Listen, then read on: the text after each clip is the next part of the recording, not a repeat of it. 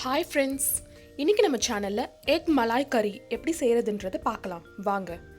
First அதுக்கு தேவையான ingredients என்னென்னு பார்த்துடலாம். ஃபர்ஸ்ட் ஒரு பேனை அடுப்பில் வச்சு சூடு பண்ணி அதில் 2 டேபிள் ஸ்பூன் ஆயில் ஆட் பண்ணிக்கோங்க.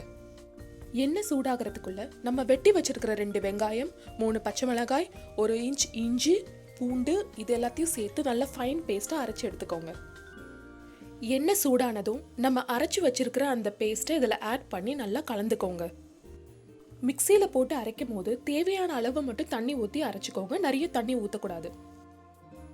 இந்த பேஸ்ட்டை 10லேருந்து 15 நிமிஷம் வரைக்கும் மூடி போட்டு நல்லா குக் பண்ணுங்க. ஏன்னா நல்லா குக் ஆனாதான் அதில் இருக்கிற அந்த பச்சை வாசனைலாம் போகும். அடி பிடிச்சிடாம இருக்க அப்பப்போ நடுவில் கொஞ்சம் எடுத்து கிளறி விட்டுக்கோங்க.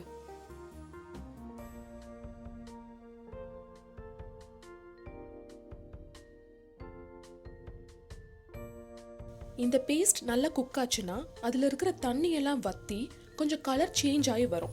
அது வரைக்கும் நம்ம நல்லா குக் பண்ணணும். இதோ இந்த மாதிரி வர்ற வரைக்கும் நல்லா குக் பண்ணி எடுத்துக்கோங்க. இப்போ நம்ம எடுத்து வச்சிருக்கிற 1 கிளாஸ் பாலை இதோட சேர்த்து நல்லா கிளறி விட்டுக்கோங்க.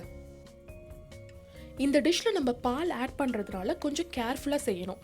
ஏன்னா நம்ம கவனிக்காமல் விட்டுட்டோன்னா அந்த பால் எல்லாம் பொங்கி வெளியில் வரதுக்கு சான்சஸ் இருக்குது. ஸோ நீங்கள் இதை குக் பண்ணும்போது ஹை ஃப்ளேமில் அந்த பால் பொங்குற வரைக்கும் வெயிட் பண்ணுங்கள்.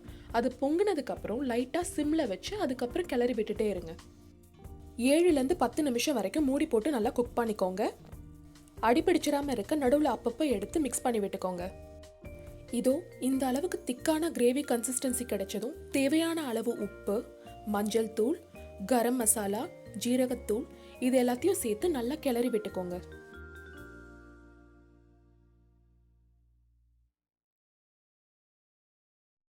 மசாலா நல்லா மிக்ஸ் ஆனதும் மூடி போட்டு 2-3 நிமிஷம் வரைக்கும் நல்லா குக் பண்ணி எடுத்துக்கோங்க.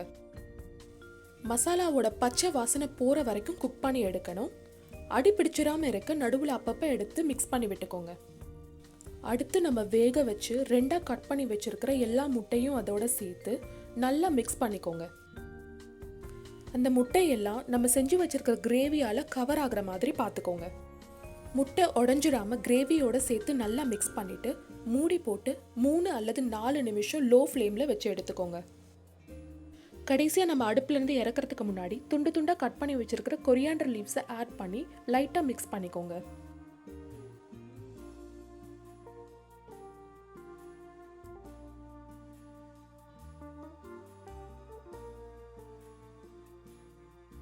இதோ டேஸ்டியான எக் மலாய் கறி ரெடி ஆயிடுச்சு.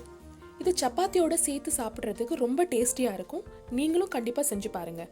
இந்த வீடியோ உங்களுக்கு பிடிச்சிருந்ததுன்னா லைக் பண்ணுங்கள் அண்ட் என்னுடைய சேனலை சப்ஸ்கிரைப் பண்ணுங்கள். தேங்க்யூ.